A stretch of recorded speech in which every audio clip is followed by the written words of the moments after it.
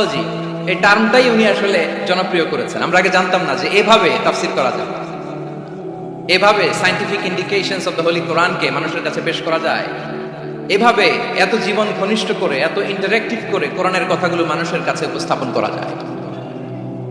উনি অন্যায়ের বিরুদ্ধে সবসময় সোচ্চার ছিলেন, প্রতিবাদী কণ্ঠস্বর ছিলেন। ওনার আলোচনা শুনলে দেহের রক্ত টকবক করে ফুটতে থাকতো। আল্লাহু আকবার, আল্লাহু আকবার, আল্লাহু আকবার। He was a strong mouthpiece of Islamic revivalism. Islamic জাগরণের স্ট্রং মাউথপিস ছিলেন আল্লামা সাঈদী রাহিমাহুল্লাহ।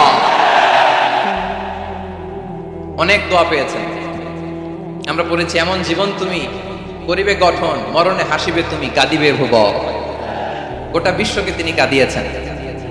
আল্লামা যখন ইন্তেকাল করলেন, আমি তখন মালয়েশিয়া থেকে যুক্তরাষ্ট্রে একটা কনফারেন্সে যোগ দিতে যাচ্ছি, কাতার এয়ারলাইন্সে। মালয়েশিয়া থেকে দোহাতে নামলাম।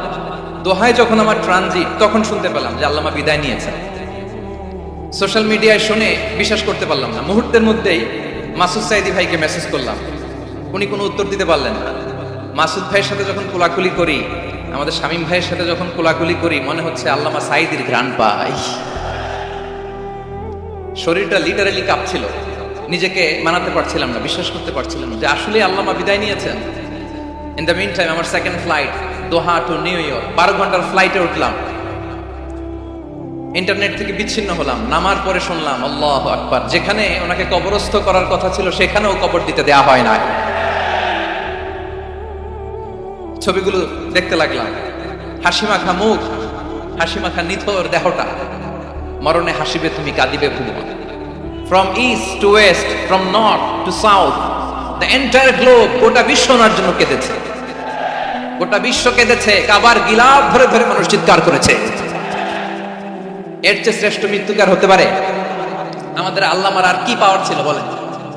আর কি পাওয়ার ছিল? কুল্লু নাফসিন যায়িকাতুল মাউত, যারাই দুনিয়াতে আসবে তারা ইন্তেকাল করবে, এটা আমরা মেনে নেই, এটা আমরা জানি। কিন্তু অবাক করা বিষয় হচ্ছে আমরা আজও জানি না আমাদের আল্লামার মৃত্যু কি স্বাভাবিক হয়েছে নাকি এটা পরিকল্পিত মেডিকেল কিলিং ছিল। এটা যে পরিকল্পিত মেডিকেল কিলিং ছিল, এটা ধারণা করার পেছনে অনেক কারণ আছে।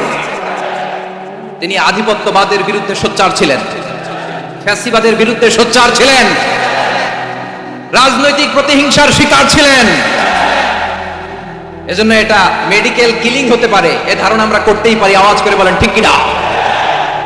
যে সময়টা আমরা কাটাচ্ছি, এত সুন্দর সময় বাংলাদেশ আর পাবে না। আমাদের জন্মের পর থেকে এরকম চমৎকার সময় আমরা পাই নাই। এটাই আসল সময়। আমরা ইন্টারিম গভর্নমেন্টের কাছে দাবি জানাই, উচ্চতর তদন্ত কমিটি করে এটা কি হত্যাকাণ্ড ছিল নাকি স্বাভাবিক মৃত্যু ছিল, এই রিপোর্ট গণমানুষের কাছে প্রচার করে জানাতে হবে। এই দাবির সাথে কি সবাই আপনারা একমত? কারা কারা একমত হাত তুলে দেখা।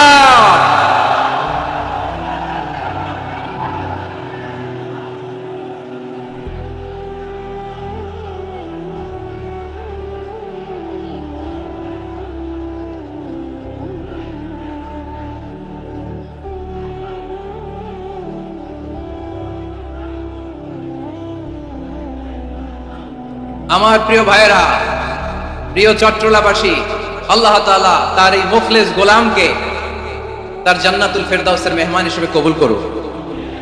তার জীবনের সকল খেদমত